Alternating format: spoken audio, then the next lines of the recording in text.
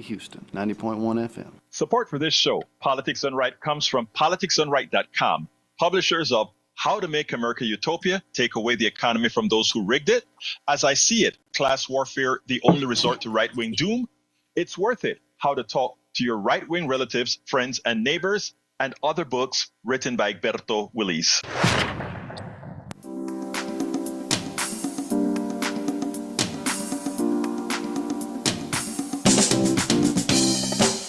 Welcome to Politics Done Right. My name is Egberto Willis, your host. Good morning, Houston. Good morning, Harris County. Good morning to the great state of Texas. Good morning to Northeast Texas, Southeast Texas, Northwest Louisiana, Southwest Louisiana, and to every nook and cranny receiving the signals from our 100,000 watt transmitter going into those magical boxes known as radios, aka the Howard Reynolds machines. Anyway, welcome to the rest of the world who receives us through the magic of El Internet, the internet formerly known as the ARPANET, created by we the people, funded by we the people, and now controlled by the billionaires. But you know what, folks?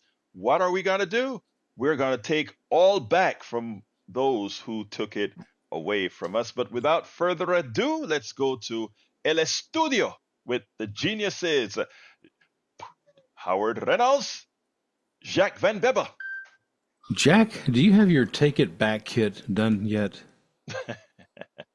Well, I'm working on that one. Okay, we'd be sure to include some dynamite sticks. Okay? Yes. Oh, Yeah, we got them right here on the mics. I think. Oh yeah, we do, don't we? Dynamite sticks on our mics. Wednesday morning. No, it is Thursday morning at the radio, December 19th, 2024. And good morning, Egberto. It's going to be another fine day. I happened to notice this morning that the Donald has torpedoed the government funding bill. Oh my Mike God. Johnson's bipartisan funding bill threw a fit over something. It doesn't say exactly what it is and why he did it. I'm probably going to investigate that more as we go along this morning. I'd just like to know why he does this. And, you know, let this be a warning to all the other Republican representatives.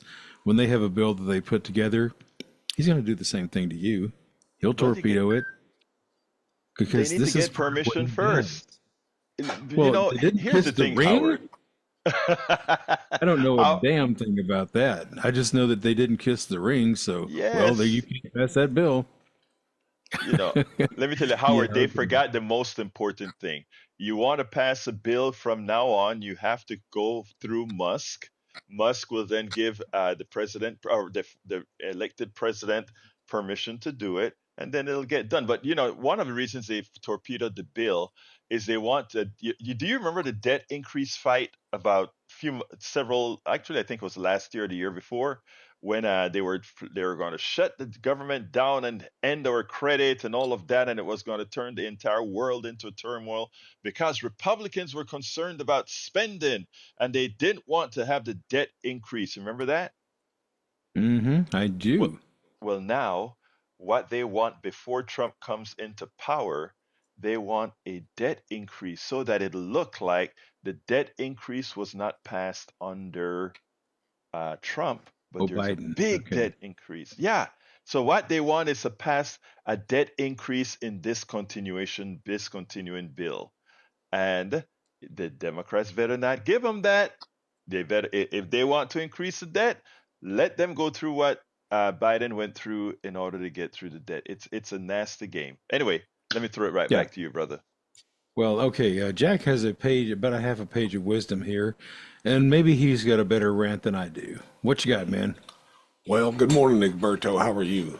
I'm doing fine. Jacques, talk to me. All right. Your topic this morning. I'm gonna say what Jonathan Cantor said. This quote is from U.S.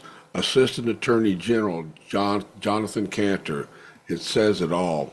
When companies larger and wealthier and more powerful than most world governments threaten individual liberty with coercive private taxation and regulation, it threatens our way of life. And I believe that's exactly what we'll see this next Trump administration. He's appointing billionaires and Project 2025 authors to cabinet positions What, me worry? What could go wrong? You want a list? I think Well, I can conjure a list here real quick. I had to do my Alfred E. Newman I quote. understand. Alrighty then. Egberto, what you got? You got a great show, and Neil Aquino is here today. So we let's have, get after it. yeah, we'll get at it, man. The one and only El Señor Neil Aquino, founder of the Houston Democracy Project at HoustonDemocracyProject.com. I repeat, HoustonDemocracyProject.com. I want to make sure that people go out there and stay informed. Remember, folks, we have a mainstream media that is being co opted by the new administration. We'll go into that later. And that's why we have projects, we have entities like the HoustonDemocracyProject.com. Actually, it's HoustonDemocracyProject.com. Because again, we are going to have all avenues by a whole lot of small, by hundreds, by thousands of independent media people out there informing. Neil is one of many that we are getting out there and making sure we keep people informed. Anyway, my brother from another mother. Good morning, Neil. How you doing? Good morning, good morning, good morning, Egberto. Good morning, studio. Good morning, local, regional, and vast global audience. And we appreciate you joining us. A lot of people are checked out for the holidays. I got a big artificial tree inside, and but then I bought a 4 foot, 3 foot outside tree as well, a natural tree, and so I got an inside and an outside tree and some menorahs as well. And I want distraction for the holidays, but here we're engaged today. Well, you know what? It's important. You know what? Because even on Christmas, actually on Christmas, I am thinking about who I'm going to be spending Christmas with, and I have a feeling we're going to have a whole lot of political discussions on Christmas. The only good thing about it is when we have these political discussions, whether we disagree or not, we usually keep it pretty mellow. And given that the food is so damn good, half the time you forget that you're mad at each other for certain. Right. I don't have excuse me. I don't have much family around, and not. I've got I guess a few. Hmm. I have an aunt apparently in Rhode Island. I'm told she has a picture of Trump in her home, hang it up on her wall. I don't speak to her too much. I did send her some pictures from Washington. This just when I'm on vacation, just to keep a little contact up. But I'll be here with the immediate folks and the two trees. There you go. Well, hey, that's what you got to do. You got to do what you got to do. But look, we're going to have a look. It's going to be a difficult 4 years. I want everybody to get ready for that. It's going to be a difficult 4 years. What I want everybody to do as well is remember we still, and notice I say we can lose it, but we still have a democracy. And if we make sure not to do what we've done too often, which is think that just being quiet and just waiting it out is going to work, that is no longer a viable option. Everybody has got to be engaged with everything that's happening. Everything needs to be called out. Recently, I think I did it here on my program. Actually, I did it here on the program yesterday, which I cut up and replayed on my 3 o'clock show to point out to our rural brothers and sisters who are predominantly conservative voting folks. There's nothing wrong with being a conservative, etc. But when you are lied to for the policies that are going to get executed, and then you start to see it and not understand what's going on, it is our job. It is your job, Neil. It is my job. It is Howard's job, Jack's job to go out there and inform. And yes, I want to repeat something that I said yesterday. Two subjects: income tax preparation and the USPS privatization. Those two topics are the first things being tackled right now on the right. And who does that affect disproportionately? Uh, People in rural areas. Right. Reduction in the delivery of your mail or the increase in the prices of your mail means that you're already far away, which means you order a lot of stuff by mail. And now they're talking about restricting how often your mail is picked up, how often your mail is delivered, even if you're going to have a post office. That doesn't affect us here. These big blue areas in the cities, hey, guess what? We will be fine. We will do just fine because guess what? All the big distribution areas are here. But our rural brothers and sisters, what the Republicans are doing to save some money with the USPS, and I'm not even talking solely about privatization. I'm talking about how often they deliver your mail, how often they pick up the mail, how much does it cost. That affects you more than it affects folks in the cities. And the Yeah. people, go ahead, go ahead. Not only that. You saw where Ken Paxton is suing the doctor in New York for Yes, mailing birth control pills, and then they want to surveil your content. Maybe you get something indicating you're transgendered, and that's one more. I think to myself, how could I communicate?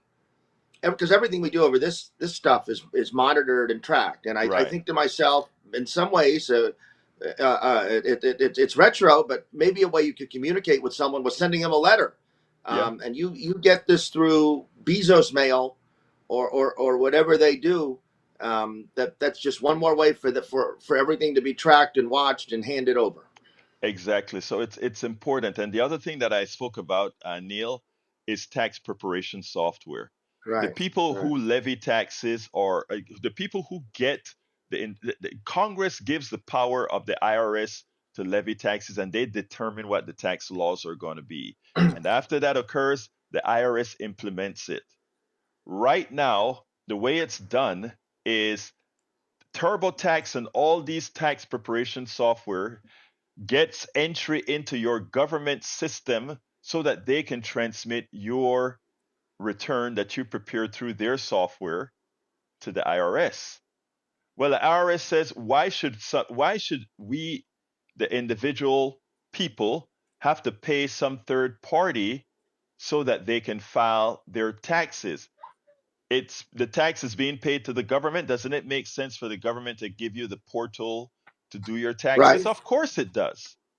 And now they're saying, well, that is a conflict of interest. How the hell is that a conflict of interest when the government is simply collecting money for its taxes? It makes no sense. And who this affect lower end people? Because lower end people, like people that make, when I say lower end, I'm talking economically, you know, that's a tax on them, another $100 or $150 for the tax preparation software.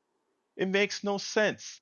And again, rural people who are in generally speaking, less economically, they have less money. That affects them more.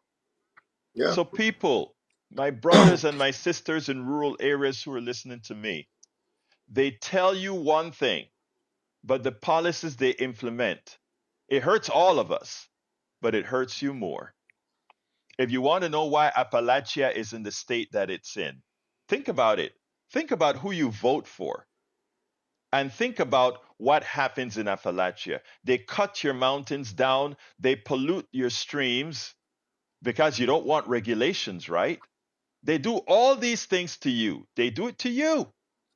And when you get mercury in your blood, or when you get the diseases, the health care that's needed to mitigate what they've done to you, what do they ask you again? Or what do they tell you?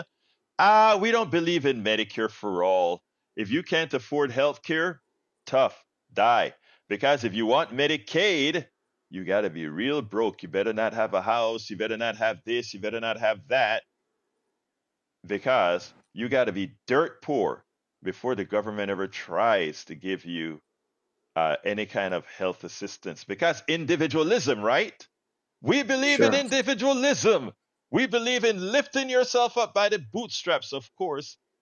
We have Musk sucking on the you know what of the government because all his businesses, it's your taxpayer money going directly to Musk. Many of their cloud money goes directly to Bezos. So, folks, the billionaires are ripping us off left and right with a smile. And you know who are their biggest defenders? The people who they're screwing the most. But anyway, that's my first rant of the morning. How you doing, Neil? I know you want to talk about something special, and then Well, Bruce, I'll you come know to you what? after That's this. Go ahead. Go ahead. Oh, I'm sorry. I missed you. You were gonna take it. No, no, no. Go ahead. Go ahead. Oh, I'm sorry. Well, that's a good segue. That really gets, and I'll say also, the Postal Service has long been a path to the middle class. I have some very close family members. There were three daughters in the home, and the one income predominantly, and the guy was a postal supervisor. All three daughters went to college, and that's another path to the middle class that they're killing. But this is a great lead off to what I want to talk about on the Houston Democracy Project blog.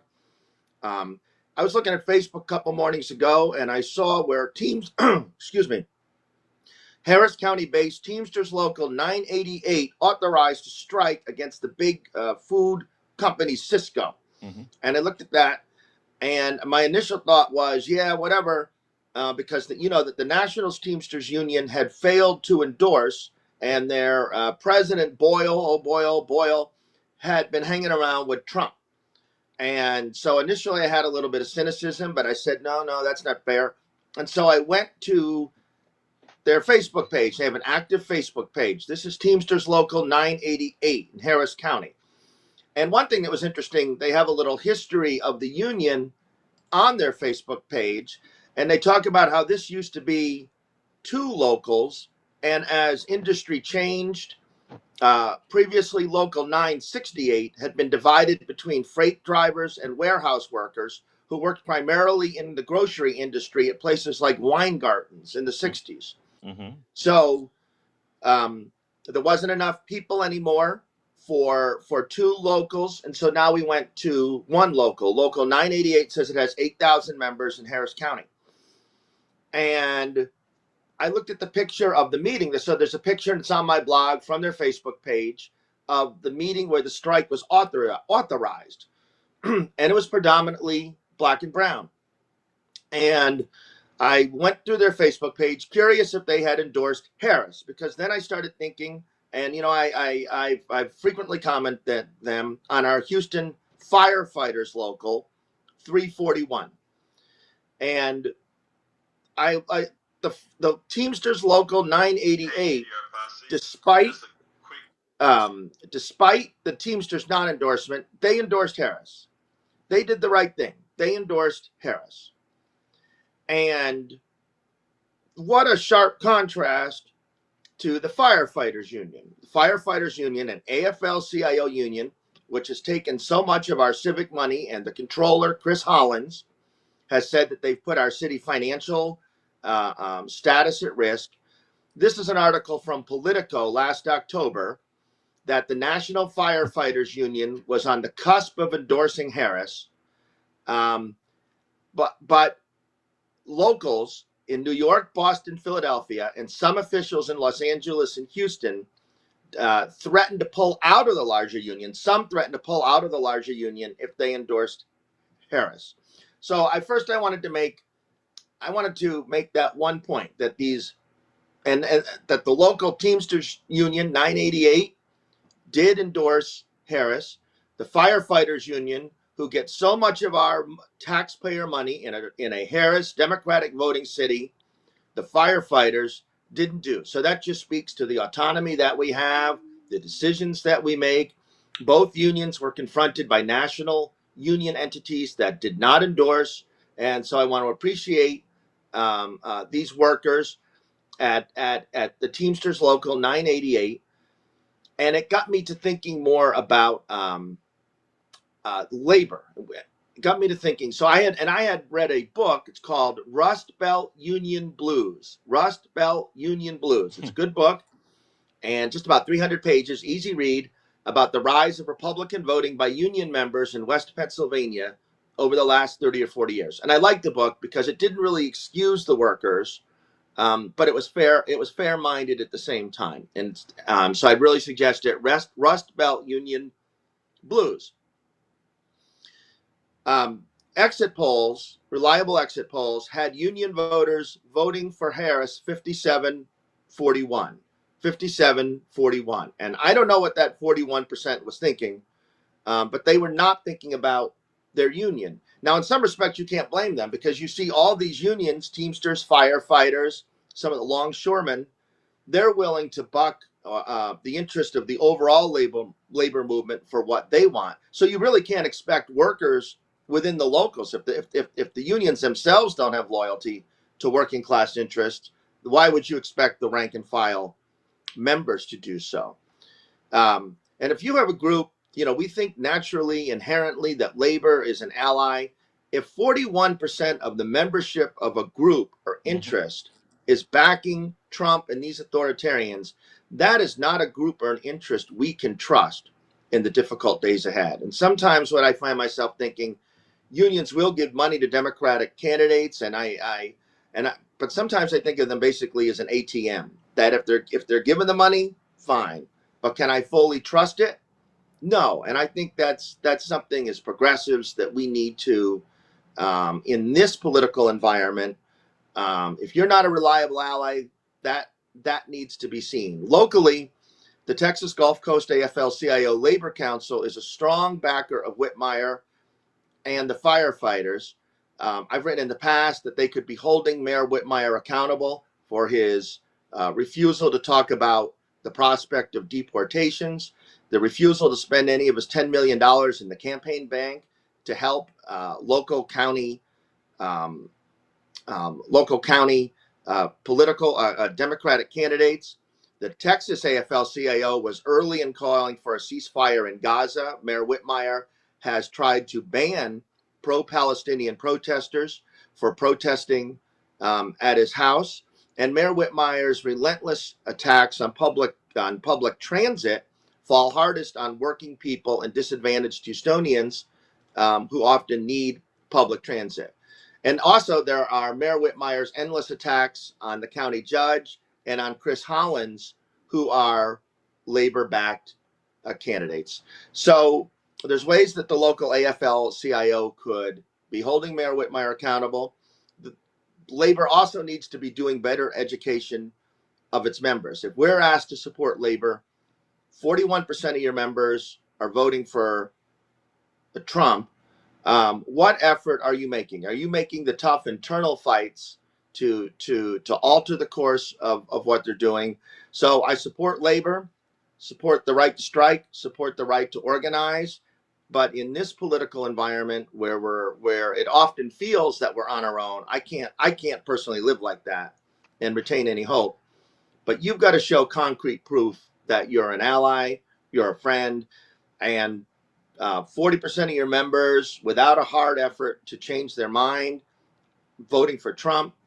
Big important municipal unions like the firefighters having apparently an active role in not endorsing Harris, and looking the other way as Mayor Whitmire hangs out with Dan Patrick or the land commissioner Buckingham, who wants to give detention camp space to Trump, and not being an active ally of progressive causes in Houston. That's stuff we got to address, and that's stuff we need to be aware of as progressives and just freedom-loving Americans. I so agree with you. I think the union's leadership need to be held accountable for not educating their membership that that the policies of Donald Trump are actually anti-union. So being in a union and supporting Donald Trump is it simply shows. I'm sorry. It shows a lack, not only a lack of understanding of politics, but a a complete a complete I don't even know the word to do, but set a statement against oneself. It's almost a self-hate thing. But unfortunately, they use a lot of techniques to do that. They racialize things, they classify things, they also use they use all these identity mix-ups to try to get people to be at each other's throats, and it is something that we need to solve. But anyway, we got some callers, so let's go ahead and go to Brother Bruce. Come on in, Bruce. Yeah, Alberto, this won't be quite as quick. I have two questions. Well, I have a question and I have a statement. The statement is 3 books changed my thinking about everything. One is Escape from Freedom by Eric Fromm. The other one is From Freedom to Slavery by Jerry Spence. And, of course, Mary Trump, anything she wrote. And I want to get your book, so I need the name of your book again so I can have the local book store order it for me. The policy question I have is President Musk and Vice President Trump have mentioned that they want to get rid of the FDIC. Give me your expertise on what they're up to with that. And that's all I have. I'm getting off. The only reason that I can think that they would want to get rid of the FDIC is to have more control over what banks can do. Because what happens is if you are a member of the FDIC, there are certain rules that as a banker you have to follow. Otherwise, I sit back and say it makes no sense because it's the only thing that saves that, to put it bluntly, it's the only thing that saved the banking sector during the 2008 meltdown.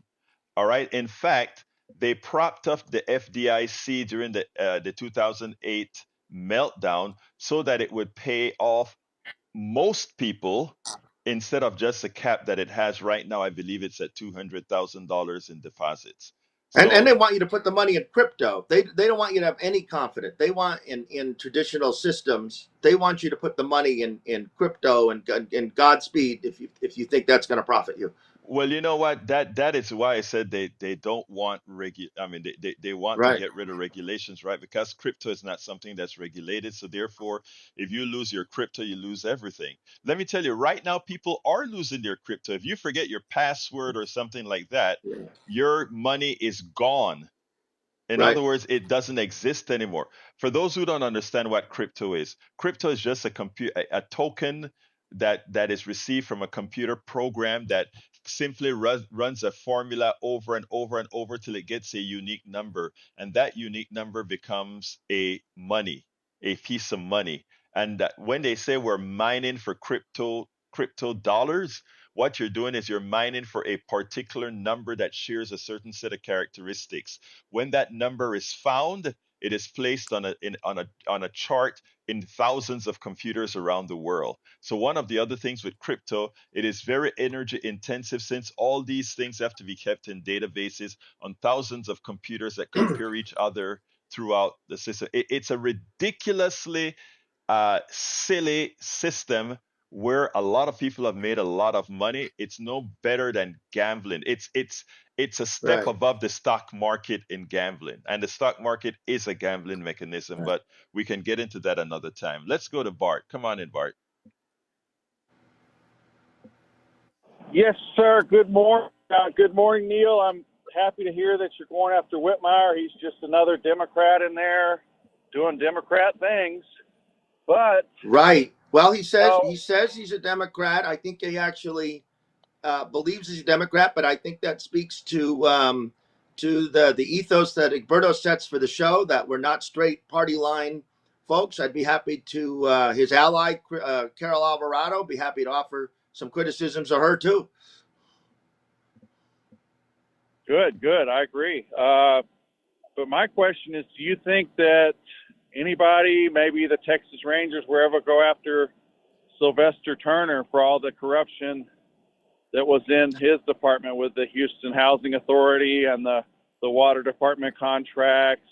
And I know they made Troy Finner, the interim chief, the scapegoat of the 250,000 dismissed cases. That's Well, been awfully I'll tell you, Bart, I read that 90-page report, and there needed to be some, not scapegoats, but there was, I read the 90-page report where the former councilwoman and Mayor Pro Tem Ellen Cohen was the chair, and there were others, I'm sorry, I forget who worked on it.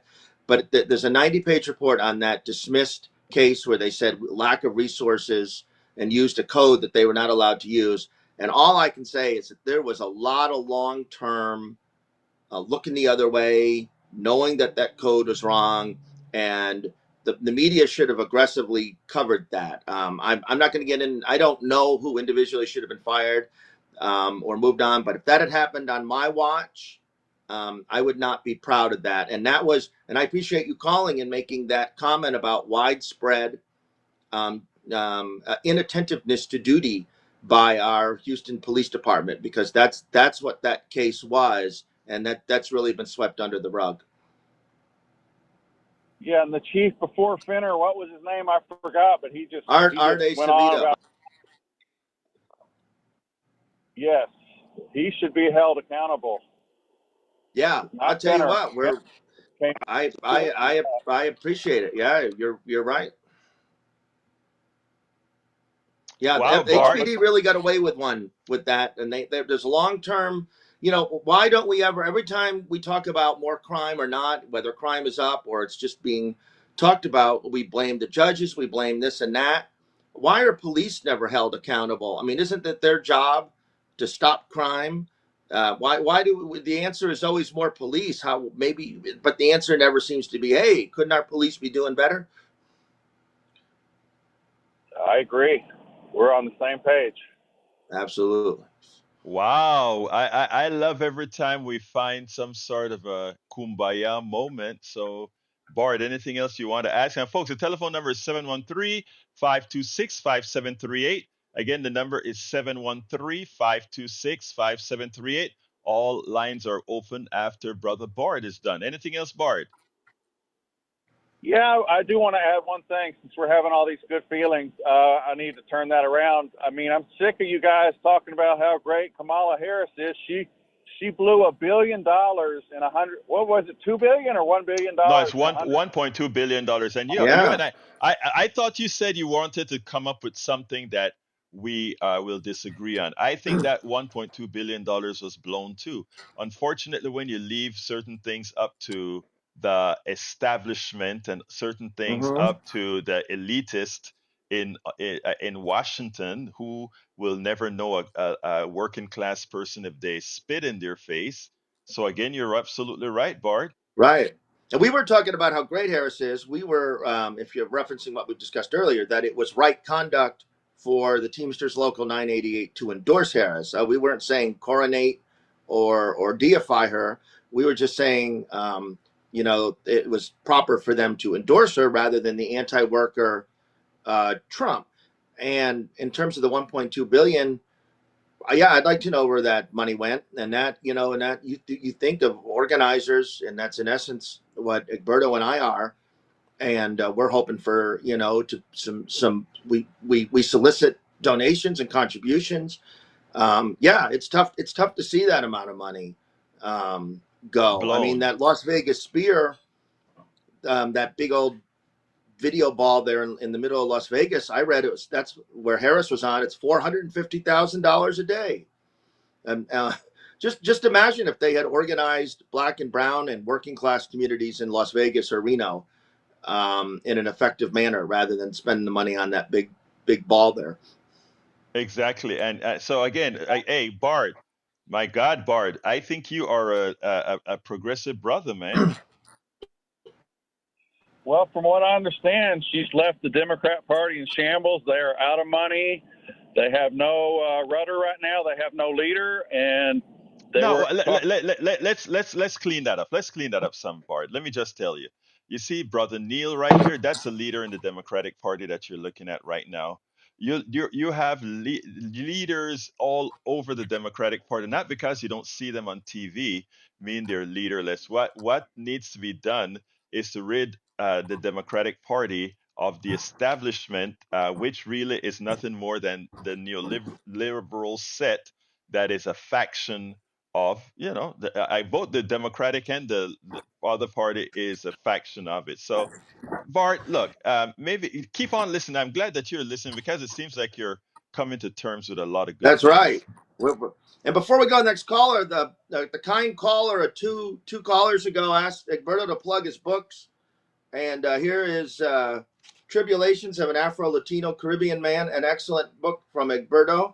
Thank And you. I just wanted to make sure that the caller got his request heard. And I think one of the ones he was asking about is how to make America utopia. Yeah. That one talks about the economic system, as well as I see it, class warfare, the only resort to right wing doom. I'm not plugging these. I'm on what you call it radio, but the caller asked so I think I was obliged Oh to yeah. respond. Oh, I'm not plugging. I'm informing. I'm sorry. I Yeah. didn't. If I missed crossed the prohibition, but those are books in response to the caller's Right. call. Exactly. Anything else, Bart, before I jump to Steve? Yeah, so my point was that they were saying that Harris may run again in 4 years, and that made me so happy. I hope she does. Please, please, please let her run again. That would be so great for us I Democrats. think she'll more than run for president, likely run for governor. That's my expectation, really, for governor of California. Now, like I said, Harris' heart and her true beliefs, I know where they are based on her past experiences and based on who she is. Unfortunately, the Democratic Party did not allow that to come to fruition. Again, she was very well managed. So there's a lot to talk about there. But Bart, let's talk another time. Thank you for calling. And it looks like you and Neil have found some good common ground, brother. Yeah, yeah. Looks We'll, like you like the Grinch. Your heart has expanded by multiple sizes, and you now are a solid progressive. And I appreciate. It's a Christmas miracle. hey, have a great one. And in case I don't hear from you again, you have a happy Christmas, happy Hanukkah, happy Kwanzaa, happy whatever you are, brother. That's right. Let's go to Steve. Hey, Feliz Navidad, hermanos y hermanas. Hey, hermano, estás hablando español. That's great. Talk to me, my brother. Un poquito. Merry Christmas, Neil. Thanks for always being there Thank weekly. you. Very kind. Right back at you. Yeah, thank you both. I've got a Christmas wish for you, Egberto, particularly. Could you potentially change your show just a little bit? I know it's politics done right, but could you change it to Peter, PEDR, politics and economics done right?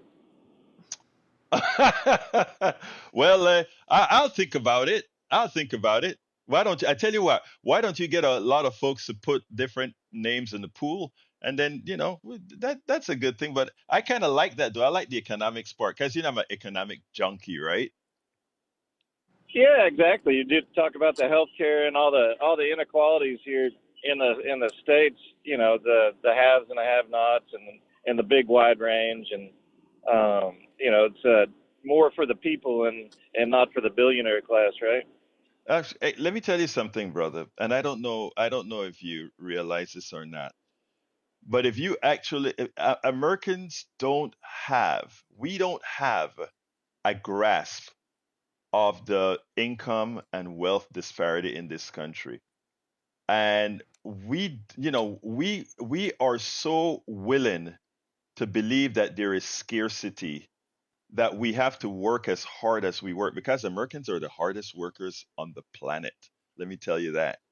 Americans are the hardest workers on the planet, and for what they receive in return from the plutocrats they work for, if they really understood the truth, there would be a revolt. Anyway, what else, Steve? Oh, that's mostly it, but I agree. It's why work yourself, 15 hours a day to your death and not enjoy your family and your friends and what nature has to offer, right? Exactly. So, hopefully y'all have a great new year and happy holidays. Thanks. Thank you, brother. Thank You have you. one as well if I don't hear from you. Let's go to brother Patrick. Come on in, Patrick. Hey, good morning.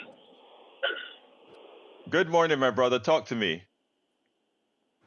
Hey, surprisingly, I'm agreeing with Bart. The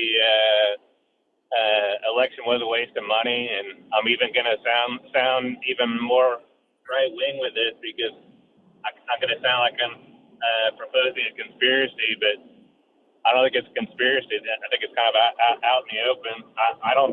I think that money was wasted intentionally. I don't think the Democrats wanted to win. And the reason why I can say that is every single time we get a progressive in, like AOC yesterday, they are extremely effective at defeating their own party. They defeated Bernie. They hate the squad. They don't want a progressive in, and it's starting to look like they don't even want to win. They look more like a controlled opposition. Actually, I don't disagree with that at all. I'll tell you a little secret. I was supposed to attend a special meeting last night, right? And I kept on thinking about it, thinking about it. I signed up to go to a special meeting that was going to discuss a lot of things. I believe I felt that it was going to be what was going to be discussed was sort of what you were talking about here. And then when I thought about who the organizers of the event was, I said, you know what? I have a whole a lot of blogs I need to write and get out and put stuff out to the people. Should I go ahead and waste 4 hours, an hour getting there, 2 hours in the meeting, and an hour back to do that? And I said to myself, my 4 hours is better spent doing stuff that I think will talk to more people than talking among ourselves as those of us who are Democrats. Let And me go ahead, Neil. I wrote a post October 13th. So I think that the Harris folks wanted to win, but I think also that there is a controlled opposition is a good term, and there's a whole political class that wants its money. I wrote a post on the blog October 13th. Elected Democrats are often not connected to the concerns and hopes of party rank and file.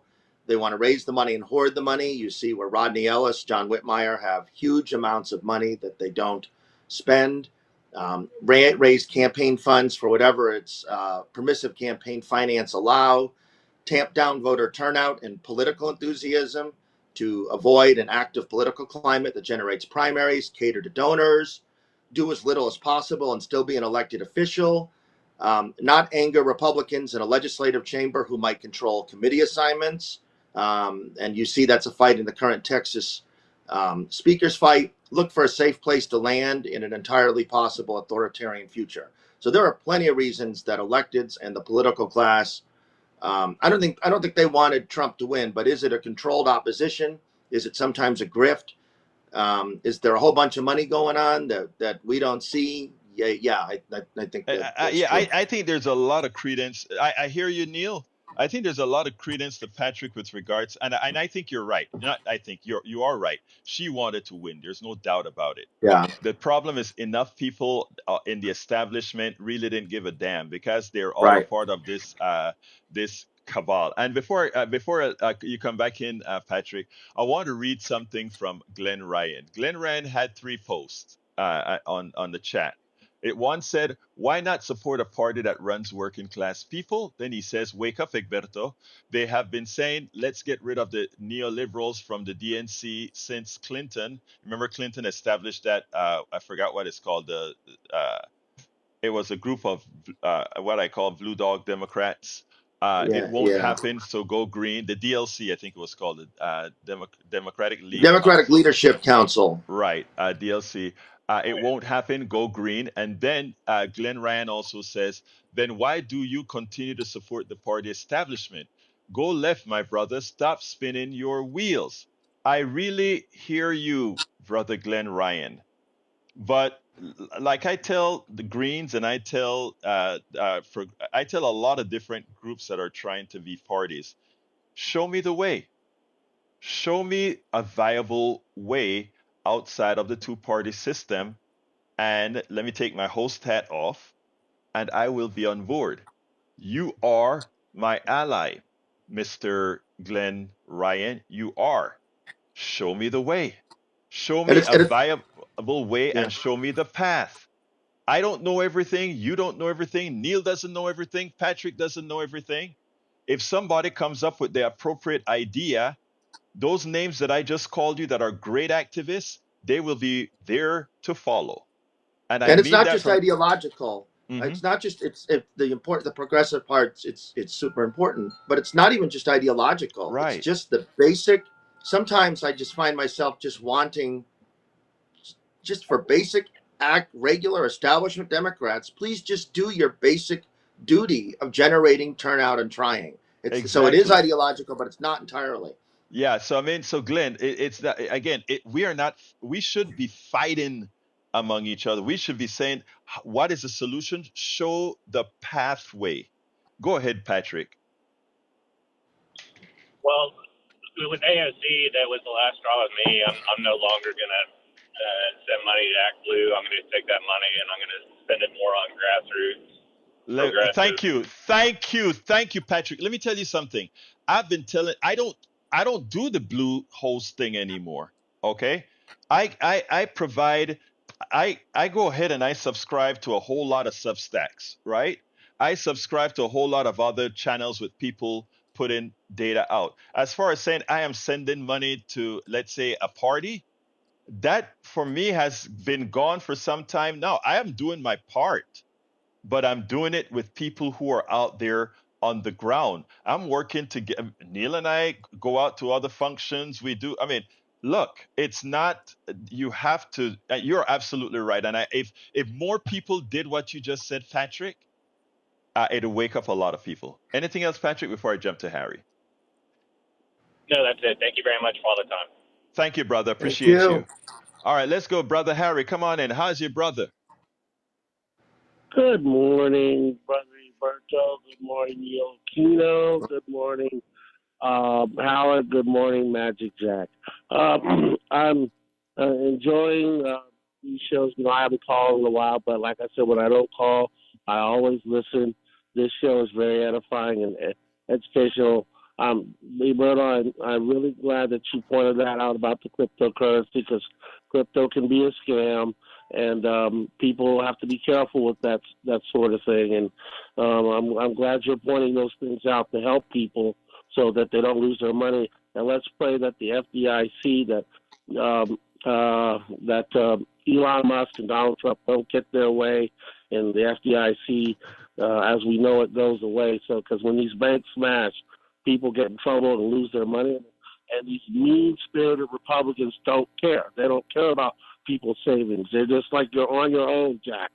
And we just can't have that. And Roberto, I'm also glad that you point, and Howard, you as well, that torpedo bill. I think the government will get something done, but neoliberals, progressives, please don't help these Republicans out with these, because the debt ceiling, the government has to run, and the debt ceiling has to be raised. But they always have these arguments, and hopefully they can compromise.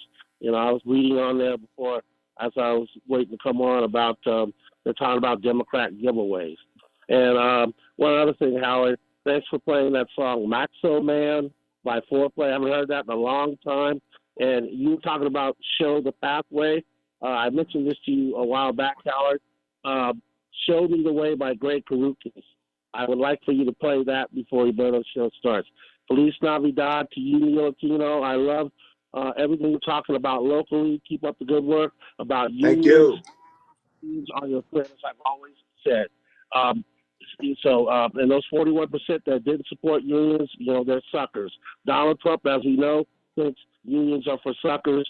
So let's hope that he doesn't win and people will wise up and realize that unions are for the workers and the working class, and so that they have better working conditions and they don't get screwed by these Republicans or some neoliberals.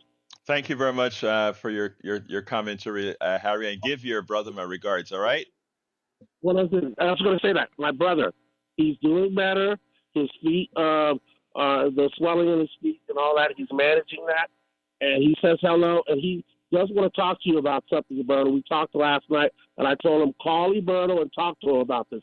So he'll be calling this show to talk to you about it. Thank you, brother. You have a good one. Saludos, hermano. Let's go to Sister Betty. Sister Betty, come on in. Hi, Alberto. Good morning. Let's don't hang our head down, Tom Dooley. To all the blues, let's get up our own posse now against fascism, bigotry, sleazebags, big bellies, who will be in control. Time is crucial, not easy. And Harry, sound like Harry got some rest. It is so good. Love y'all. Bye bye. Love you too, young lady. You have a great day. All right. Let me get to Glenn.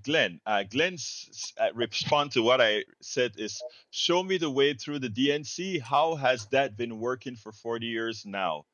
Glenn, I don't know if you listened to what I said, but my brother Glenn, let's stop trying to find a way to be at each other's throats and do this for me. Show me the way. Lay it out. Let's not just throw things in the air. Lay it out. We're going to do this. We're going to use this process to do this and get here. I don't know how it's done outside of parties that can actually be effective. Okay? I want to do it some other way. And if you can build enough consensus from the rest of the population to do it, my contention to progressives when we lose always is we have to work harder, those of us who are progressives, to convince people that the progressive way is the way. I think it was disastrous for us not to point out the good things that Biden did from more progressive than any president since FDR. I'm not talking about the wars. I'm not talking about some of the compromises he made, but I'm talking about solid policies passed since FDR. You can't look at things as a monolith and just say Biden is a neoliberal, terrible. You have to look at what people do on an individual policy by policy basis. That's all I'm saying, brother Glenn. And Mark, Ali, Curtis, welcome, welcome, welcome. Let's go to Solomon.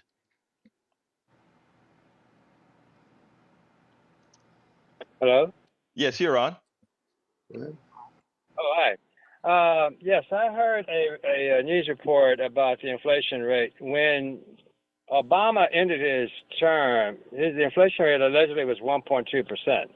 Okay. When Trump left his term, he started off at 1.9 but ended at 4.2. Mm-hmm. The advisors for Trump are indicating that Trump maintained a 1.4 inflation rate while he was in office. According They to lie. Yeah, they lie. Yeah, that's not what the data says. Did the tariffs and his first administration plus the impact of COVID, were those two variables the same? Did they both cause the inflation rate to go up to 4.2%? No, there are two different mechanisms. Did Trump's increase in tariff cause inflation to go up? Yes. Why? Because anytime prices increase on any product, that's inflation. So yes, it did cause it. I don't know the exact numbers that occurred, but my hunch would be that a large portion of Trump's 4.2 inflation had more to do. Hey, Gil, please call back. Gil, please call back. We'd like to hear from you real quickly. So call back right now. We'll get you on. Now, I don't know how much of the 4.2% would have been the tariff. My hunch is a lot of that had to do with the supply chain initially.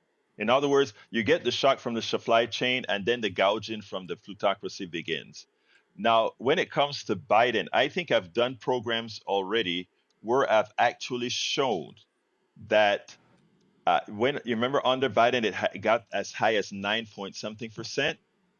According to Congresswoman, I can't remember her name right now, half of that was corporate greed.